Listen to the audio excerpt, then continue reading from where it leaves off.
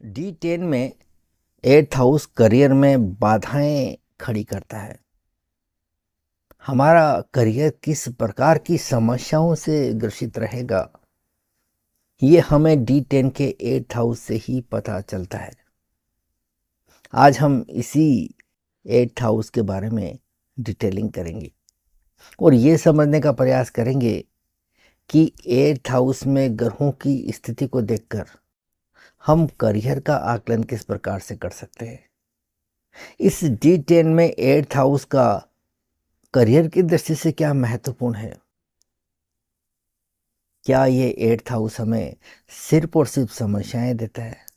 क्या ये 8th house हमें करियर के अंदर सिर्फ और सिर्फ बाधाएं खड़ी करने का काम करता है, या ये 8th हाउस हमें रुकावटें देने का काम करता है, या ये 8th हाउस हमें सिर्फ अनवांटेड प्रॉब्लम्स देने का काम करता है करियर में, या फिर इस 8th हाउस के द्वारा हम अपने करियर के अंदर सफलताओं को भी देख सकते हैं।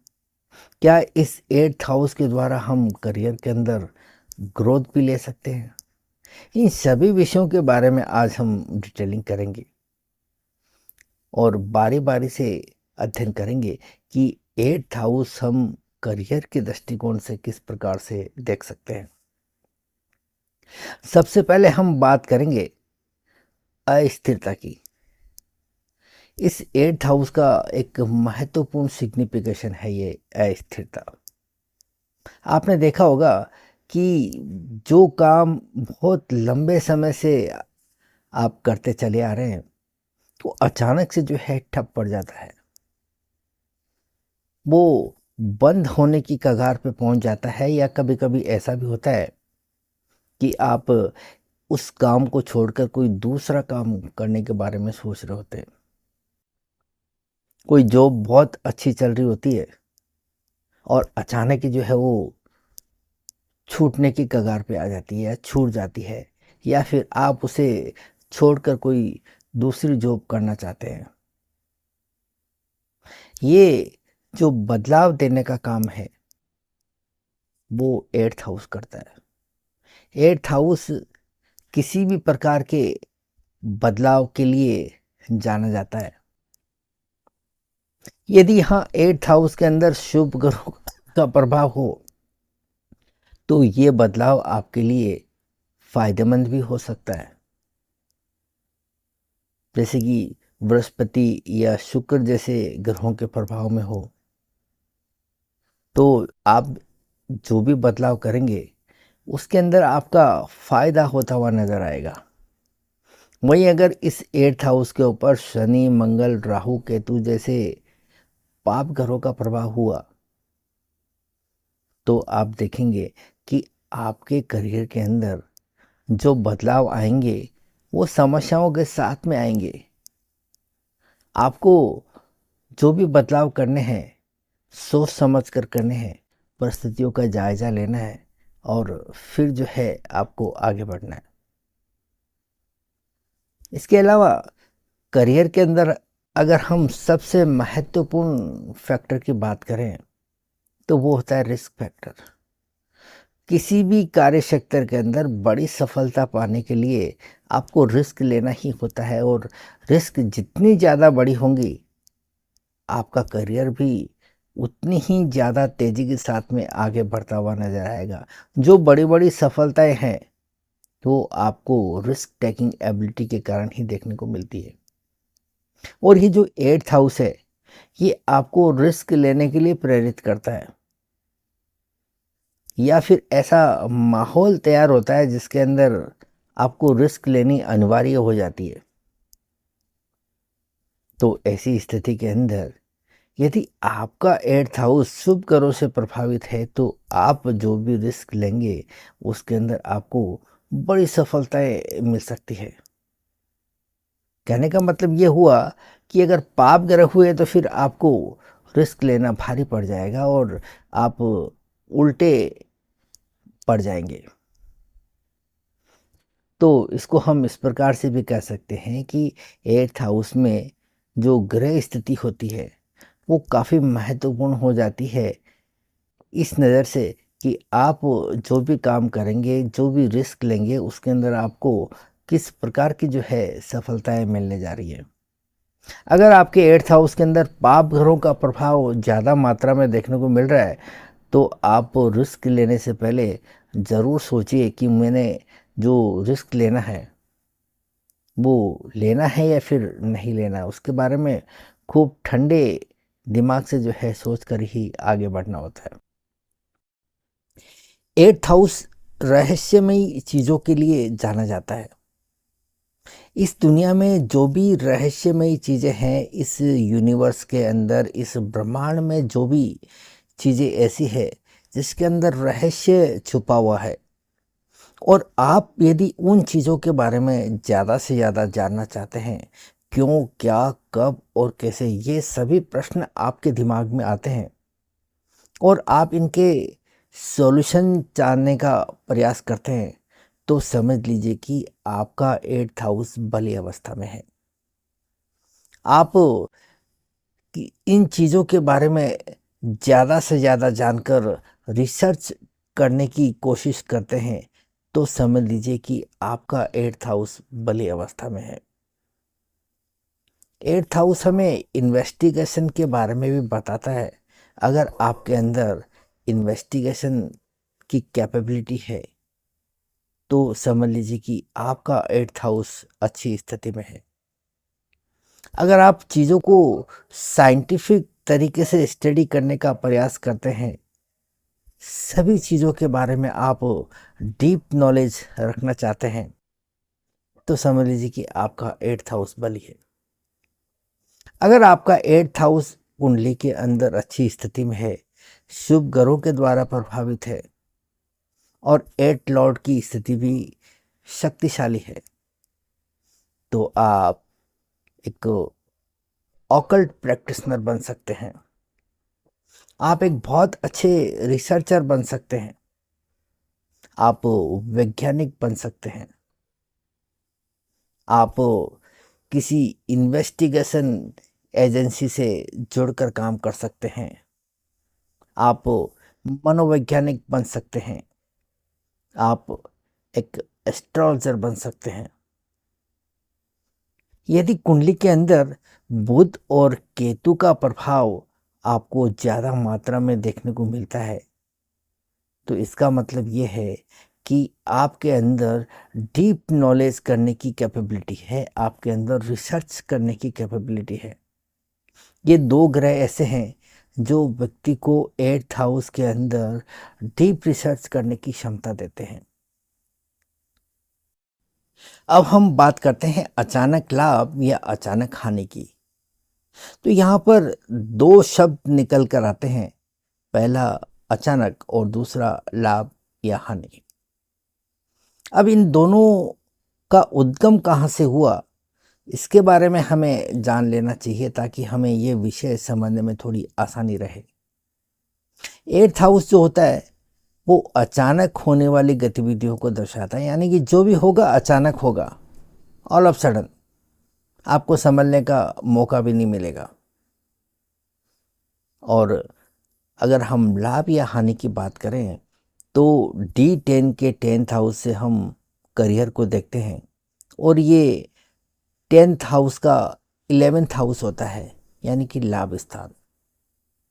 तो यहाँ पर आपके करियर के अंदर किस प्रकार के लाभ या हानि होंगे, वो 8th हाउस से हम जज कर सकते हैं, अच्छी तरह से समझ सकते हैं। और यहाँ 8th हाउस अपना रंग ज़रूर दिखाएगा। जो भी लाभ होगा वो अचानक होगा, जो भी हानि होगी वो अचानक होगी। यदि इस 8th हाउस के ऊपर शुभ ग्रहों का प्रभाव है, तो इसका मतलब ये हुआ कि आपके करियर के अंदर आप जो भी काम करेंगे उसके अंदर आपको अचानक लाभ हो सकता है, अप्रत्याशित लाभ जिसके बारे में कभी आपने कल्पना नहीं की हो। प्रमोशन जिसके बारे में कभी आपने कल्पना नहीं की और अचानक ही जो है प्रमोशन लेटर मिल जाए। किसी बड़ी अपॉर्चुनिटीज़ को पा लेना, और वो भी अचानक। ये आपके करियर के अंदर लाभदायक परिस्थितियां जो है वो अचानक ही आ जाती है, और ये आती है शुभ ग्रहों के प्रभाव के कारण। यदि आपके 8th हाउस के अंदर शुभ ग्रह है, 8th हाउस के ऊपर शुभ ग्रहों का प्रभाव है, तो आप इस प्रकार की स्थितियों से गुजर सकते हैं। परंतु कब? इसके लिए आपको इंतज़ार करना होता है दशाओं का। यदि 8th हाउस में बैठे हुए ग्रह यदि अपनी दशा के अंदर एक्टिवेट होते हैं, या फिर 8th हाउस के ऊपर प्रभाव डालने वाले शुभ ग्रह अंतर्दशा के अंदर आ जाते हैं, तो इस प्रकार से जो है महादशा और अंतर्दशा का कॉम्बिनेशन अगर हमें देखने को मिलता है, तो ये वो समय होता है जब आप करियर के अंदर इस प्रकार की अपॉर्चुनिटीज़ को पाते हुए नजर आते हैं।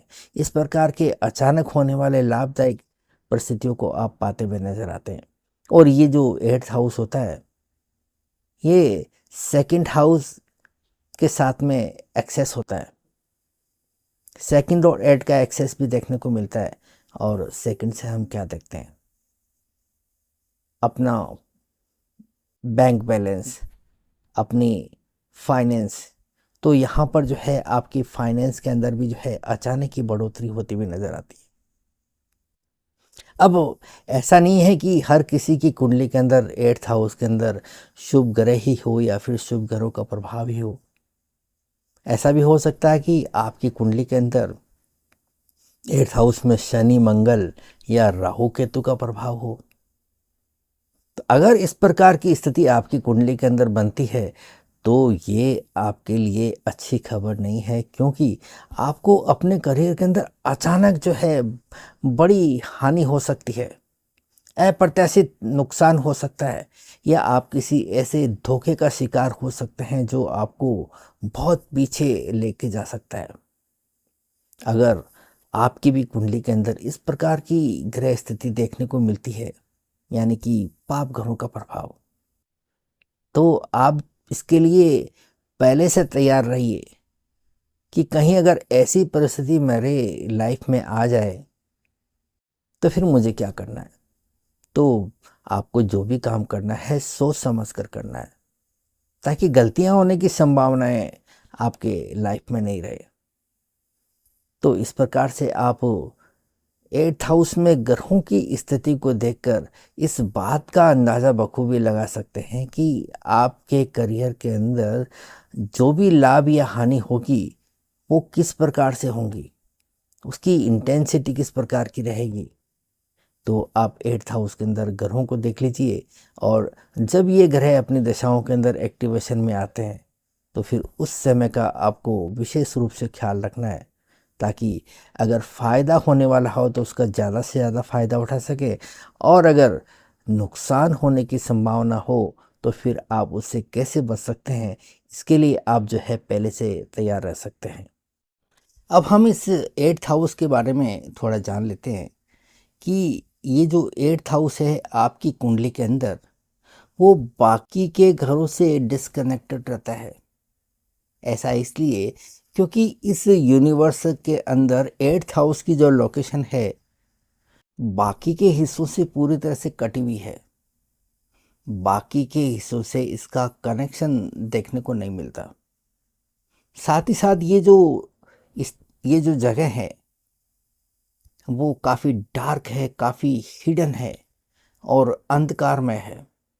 इसीलिए आप 8th हाउस से रिसर्च को देखते हैं, इसीलिए आप इस 8th हाउस से सीक्रेट चीज़ों को देखते हैं।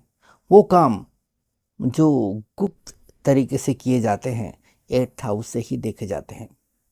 इस 8th हाउस से हम गुप्तचर संस्थाओं को देखते हैं, गुप्तचर एजेंसियों को देखते हैं, सीक्रेट सर्विसेज को देखते हैं।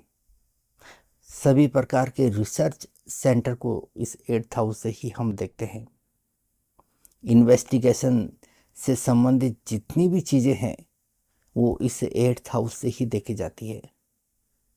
और पुलिस, सेना या फिर डिफेंस से संबंधित जितने भी काम हैं वो भी इस 8th हाउस से ही देखे जाते हैं। अब यहाँ आप किस प्रकार से इस 8th हाउस के सिग्निफिकेशन को इस्तेमाल कर सकते हैं या इसका फ़ायदा उठा सकते हैं, या आप भी इस प्रकार की गतिविधियों में शामिल हो सकते हैं। इसके लिए यहाँ पर पाप ग्रहों का महत्व बढ़ जाता है। शनि, मंगल या राहु के जैसे ग्रह अगर आपकी कुंडली के अंदर है तो आप पुलिस में, सेना में या डिफेंस के अंदर अपना करियर बना सकते हैं। आप साइबर सिक्योरिटी या इंटेलिजेंस ब्यूरो के अंदर अपना करियर बना सकते हैं। आप हैकिंग के अंदर अपना करियर बना सकते हैं। आप अंडरग्राउंड ऑर्गेनाइजेशन के अंदर अपना करियर बना सकते हैं। यहाँ शनि, मंगल या राहु के जैसे ग्रहों को ही क्यों महत्वपूर्ण बताया गया है इस प्रकार की गतिविधियों के लिए? क्योंकि ये पाप ग्रह जो होते हैं साहस और निडरता को दर्शाते हैं, और ये सभी जो काम है जो गुप्त तरीके से किया जाते हैं, जो इन्वेस्टिगेशन से संबंधित है, जो गुप्तचर संस्थाओं से संबंधित काम है या जो डिफेंस से संबंधित काम है, इनमें साहस की ज़रूरत होती है, डेयरिंग की ज़रूरत होती है। इसीलिए 8th हाउस में यदि पाप ग्रहों की स्थिति है तो आप इस प्रकार की गतिविधियों में शामिल हो सकते हैं। परंतु यदि आपकी कुंडली के अंदर 8th हाउस के अंदर बुध या केतु के जैसे ग्रह दिखाई देते हैं तो इसका मतलब ये हुआ कि आप ज्योतिष के अंदर रुचि रख सकते हैं, आप तंत्र मंत्र के अंदर रुचि रख सकते हैं, आप गूढ़ विद्याओं के अंदर रुचि रख सकते हैं, और इन क्षेत्रों के अंदर आप अपना करियर बनाना चाहें तो आपको अच्छी सफलताएं मिल सकती है। और यदि शुक्र के जैसा ग्रह इस 8th हाउस के अंदर दिखाई देता है तो आप हिप्नोटिज्म की तरफ आकर्षित हो सकते हैं, आप तंत्र मंत्र की तरफ आकर्षित हो सकते हैं, आप जेम्स एंड ज्वेलरी की तरफ आकर्षित हो सकते हैं। तो इस प्रकार से आप 8th हाउस में ग्रहों की स्थिति को देखकर ये बता सकते हैं कि ये जो 8th हाउस की सिग्निफिकेशन है सीक्रेसी से संबंधित, उनके अंदर आप किस प्रकार की रुचि रखेंगे या फिर किस प्रकार से इन क्षेत्रों के अंदर आप अपना करियर बना सकते हैं। D10 के 8th हाउस से हम संघर्षमयी परिस्थितियों को देखते हैं। D10 के इस 8th हाउस से हम करियर में आने वाले चैलेंजेस को देखते हैं, और हमें इस 8th हाउस के अंदर ग्रह स्थिति ये बताती है कि आपके करियर के अंदर किस प्रकार के चैलेंजेस आएंगे और उन चैलेंजेस को आप किस प्रकार से फेस करते हुए नजर आएंगे। आपने देखा होगा कि जो काम आपका अच्छा चल रहा होता है वो अचानक जो है छूट जाता है, या उसमें कुछ बड़े बदलाव आप कर लेते हैं जानबूझकर या फिर मजबूरीवश। तो इस प्रकार की जो स्थितियाँ होती है वो यहाँ पाप ग्रहों के कारण देखने को मिलती है। यदि इस 8th हाउस के अंदर शनि, मंगल, राहु, केतु के जैसे पाप ग्रह आपको देखने को मिलते हैं तो इसका मतलब ये हुआ कि आपके करियर के अंदर चैलेंजेस तो आएंगे, आपके अंदर संघर्षपूर्ण परिस्थितियाँ देखने को मिलेगी ही मिलेगी, आपके करियर के अंदर बाधाएं आएंगी, आपके करियर के अंदर रुकावटें आएंगी, आपके करियर के अंदर कोई अचानक हानि का योग बन सकता है, आपके करियर के अंदर कुछ ऐसी काम हो सकते हैं जो आपके करियर को अस्थिर कर सकते हैं, आपके करियर के अंदर कुछ ऐसी अनवांटेड प्रॉब्लम आ सकती है जो आपको परेशान कर सकती है। यानी कि करियर के अंदर जो उतार चढ़ाव होते हैं, बड़े उलटफेर होते हैं, वो इन पाप ग्रहों के द्वारा ही हमें देखने को मिलते हैं। परंतु यहाँ इस 8th हाउस के अंदर यदि मंगल और केतु का प्रभाव हमें ज़्यादा देखने को मिलता है तो फिर परिस्थितियाँ थोड़ी और ज़्यादा बिगड़ जाती है, क्योंकि ये मंगल और केतु जो होते हैं बड़े साहसी और बेखौफ अंदाज के अंदर फैसले लेने वाले ग्रह होते हैं, और ये इस प्रकार के काम करने के लिए प्रेरित करते हैं जो काफ़ी बेखौफ अंदाज में किए जाते हैं।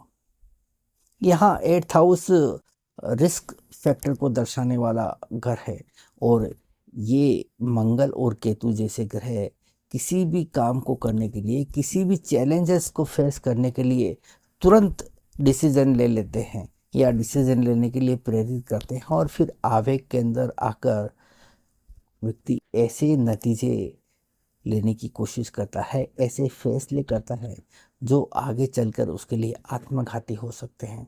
वो करियर के अंदर इस प्रकार का सेटबैक दे सकते हैं, जिससे उभर कर आगे बढ़ना व्यक्ति के लिए काफ़ी मुश्किल हो जाता है और व्यक्ति बहुत पीछे चला जाता है। इसलिए 8th हाउस के अंदर ग्रहों की स्थिति कैसी है, ये हमें समझ लेना ज़रूरी है कि हमारे सामने जो चैलेंजेस आएंगे वो किस प्रकार के होंगे, उन्हें हम किस प्रकार से फेस करेंगे। तो यहाँ पर संघर्षपूर्ण स्थितियों को जानने के लिए और चैलेंजेस किस प्रकार के आएंगे इसे जानने के लिए 8th हाउस काफ़ी महत्वपूर्ण स्थान माना जाता है और करियर के अंदर इन चीज़ों का बहुत महत्व होता है। अब हम बात करते हैं मेडिकल या हेल्थ इंडस्ट्री के बारे में। वो इसलिए क्योंकि इस 8th हाउस से हम जीवन और मृत्यु को देखते हैं। इस 8th हाउस के द्वारा हम लंबी बीमारियों को देखते हैं और इसी 8th हाउस से हम जो लंबी बीमारियां होती है उनसे आने वाली पीड़ा को भी देखते हैं। और अगर इन सभी को हम एकत्रित करके देखें तो इसका संबंध स्थापित होता है मेडिकल इंडस्ट्री से। इसीलिए 8th हाउस से हम मेडिकल से संबंधित सभी कामों को देखते हैं। इस 8th हाउस से हम सर्जरी को देखते हैं। इस 8th हाउस से हम फार्मास्यूटिकल्स को देखते हैं। इस 8th हाउस के द्वारा हम पैथोलॉजी को देखते हैं। इस 8th हाउस के द्वारा हम फॉरेंसिक साइंस को देखते हैं और इसी 8th हाउस के द्वारा हम आयुर्वेद को भी देखते हैं। यदि यहाँ पर मंगल और राहु जैसे ग्रहों का प्रभाव हमें ज़्यादा देखने को मिलता है या मंगल या राहु इस 8th हाउस में हमें देखने को मिलते हैं तो आप एक अच्छे सर्जन बन सकते हैं, आप एक मेडिकल रिसर्चर बन सकते हैं। और यदि यहाँ बुध या केतु का प्रभाव हमें देखने को मिलता है तो आप एक अच्छे साइकोलॉजिस्ट बन सकते हैं, आप एक अच्छे न्यूरोलॉजिस्ट बन सकते हैं, आप इस सेक्टर के अंदर जो है एक अच्छा दबदबा बना सकते हैं, अपना प्रभाव छोड़ते हुए नज़र आ सकते हैं। तो हेल्थ इंडस्ट्री के अंदर आपको किस प्रकार की सफलताएं मिलेंगी, किस प्रकार की स्थितियां आपके लिए सहायक होनी हो सकती है, इसका अंदाज़ा भी हम इस 8th हाउस के द्वारा लगा सकते हैं।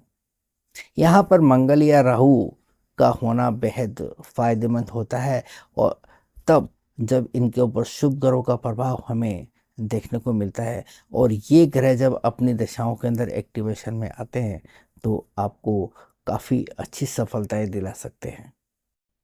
अब हम बात करते हैं स्पिरिचुअलिटी या आध्यात्मिक ज्ञान के बारे में।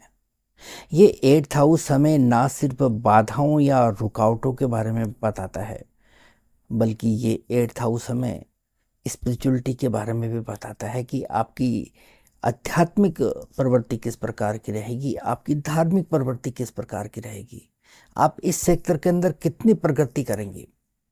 यदि 8th हाउस के अंदर यदि बृहस्पति और केतु के जैसे ग्रह दिखाई देते हैं और इनके ऊपर शुभ ग्रहों का प्रभाव हमें देखने को मिलता है तो आप धार्मिक क्षेत्र के अंदर बड़ी प्रगति कर सकते हैं, आप आध्यात्मिक क्षेत्र के अंदर प्रगति कर सकते हैं। आप ध्यान, योग, अध्यात्म, तंत्र मंत्र, ज्योतिष या वास्तु या फिर रहस्यमयी चीज़ों की तरफ आकर्षित हो सकते हैं और इसके अंदर ना सिर्फ आकर्षित हो सकते हैं बल्कि अपना प्रभाव भी छोड़ सकते हैं। यदि 8th हाउस के अंदर ग्रह स्थिति अच्छी रही और बृहस्पति और केतु की उपस्थिति रही तो आप इस सेक्टर के अंदर, धार्मिक सेक्टर में, आध्यात्मिक सेक्टर के अंदर एक लीडर बनकर उभर सकते हैं और अपना प्रभाव छोड़ सकते हैं। ये 8th हाउस जो है मोक्ष को भी दर्शाता है तो ये आपको गूढ़ ज्ञान की तरफ भी जो है आकर्षित करता है। तो इस प्रकार से आप धार्मिक और आध्यात्मिक सेक्टर की प्रगति को भी इस 8th हाउस के अंदर देख सकते हैं। अब हम बात करते हैं 10th लॉर्ड के बारे में। यदि आपकी D10 का 10th लॉर्ड यदि 8th हाउस के अंदर है, इसका मतलब इतना तो तय है कि आपको अपने करियर के अंदर बड़े बदलावों के दौर से गुजरना होगा। आपके करियर के अंदर बड़ी ट्रांसफॉर्मेशन होने वाली है। और ये जो बदलाव है वो आपके लिए अच्छे भी साबित हो सकते हैं, आपके लिए सफलताओं के दरवाजे भी खोल सकते हैं। और यही एट हाउस के अंदर आपका 10th लॉर्ड आपको असफलताओं की गर्त के अंदर भी डाल सकता है, और इसके लिए जिम्मेदार होती है वो परिस्थितियां जो इस 10th लॉर्ड को प्रभावित करती है। यदि इस 10th लॉर्ड के ऊपर पाप ग्रहों का प्रभाव है तो ये बदलाव आपके लिए बहुत चैलेंजिंग रहने वाले हैं। आपको बड़ी चुनौतियों का सामना करना पड़ेगा, और इन चुनौतियों का सामना करते करते आप इतने अंदर जा सकते हैं कि वहां से उभरना आपके लिए मुश्किल हो सकता है। और यदि इसी 8th हाउस के ऊपर शुभ ग्रहों का प्रभाव है तो यही बदलाव आपके लिए काफ़ी महत्वपूर्ण हो सकते हैं। आपके लिए सफलताओं के दरवाजे खुल सकते हैं, आप जीवन के अंदर वो तरक्की कर सकते हैं जो पहले कभी आपने नहीं सोची हो। और ये तब होता है जब ये 8th हाउस में बैठे हुए ग्रह यानी कि 10th लॉर्ड अपनी महादशा के अंदर एक्टिवेशन में आता है, और जो शुभ ग्रह या पाप ग्रह इस 10th लॉर्ड को प्रभावित करता है वो अंतरदशा के अंदर हो। तो ये जो इस प्रकार का कॉम्बिनेशन होता है वो ये तय करता है कि आपको अपने करियर के अंदर किस प्रकार की स्थितियों का सामना करना पड़ेगा। जो बदलाव आपकी लाइफ के अंदर आने वाले हैं वो आपके लिए किस प्रकार से जो है निर्णायक हो सकते हैं, अच्छे स्वरूप के अंदर या बुरे स्वरूप में। इसके अलावा इस 8th हाउस से हम और भी बहुत सारी चीज़ों को देख सकते हैं। इस 8th हाउस से हम इलीगल एक्टिविटीज़ को देखते हैं।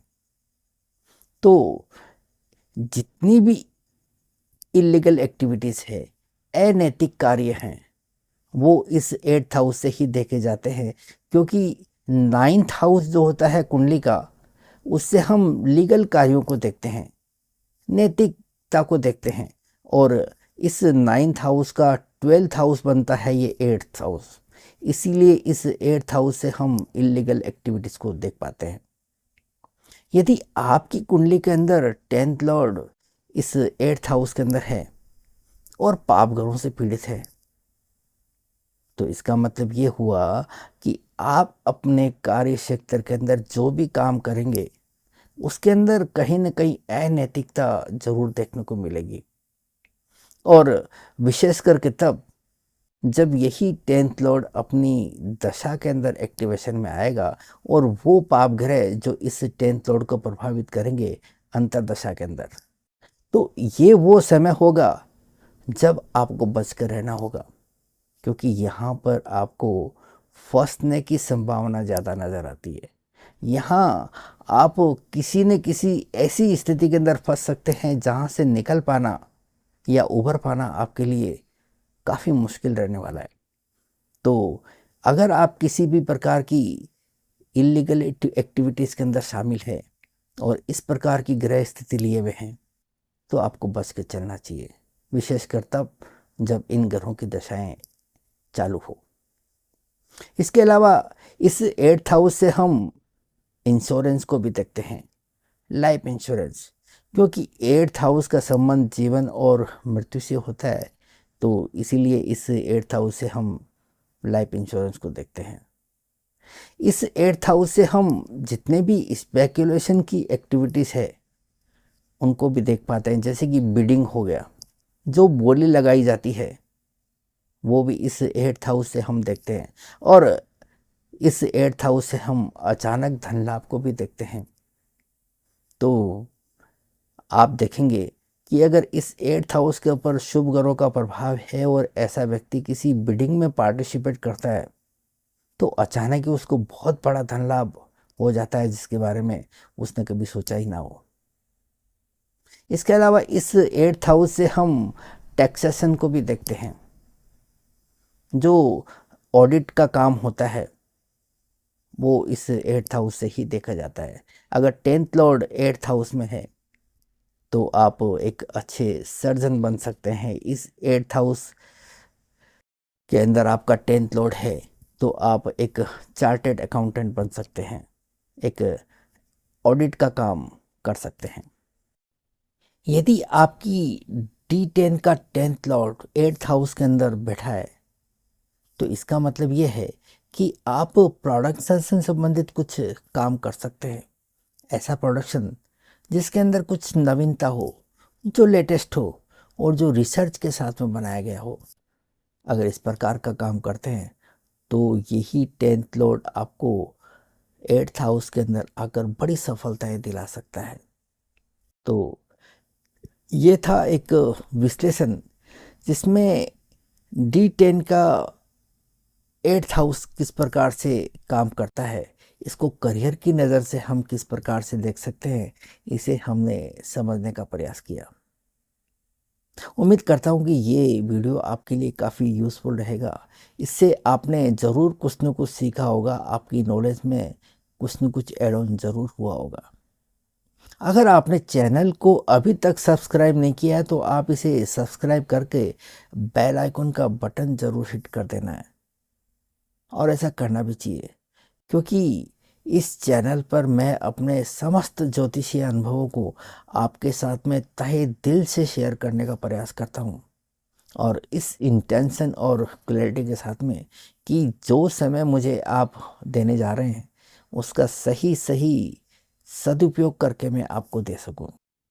और इस काम को करने के लिए काफ़ी मेहनत की ज़रूरत पड़ती है, और जिसे करके काफ़ी खुशी भी मिलती है। और ये खुशी तब और बढ़ जाती है जब आप चैनल को सब्सक्राइब करते हैं, वीडियो को लाइक कमेंट और शेयर करते हैं।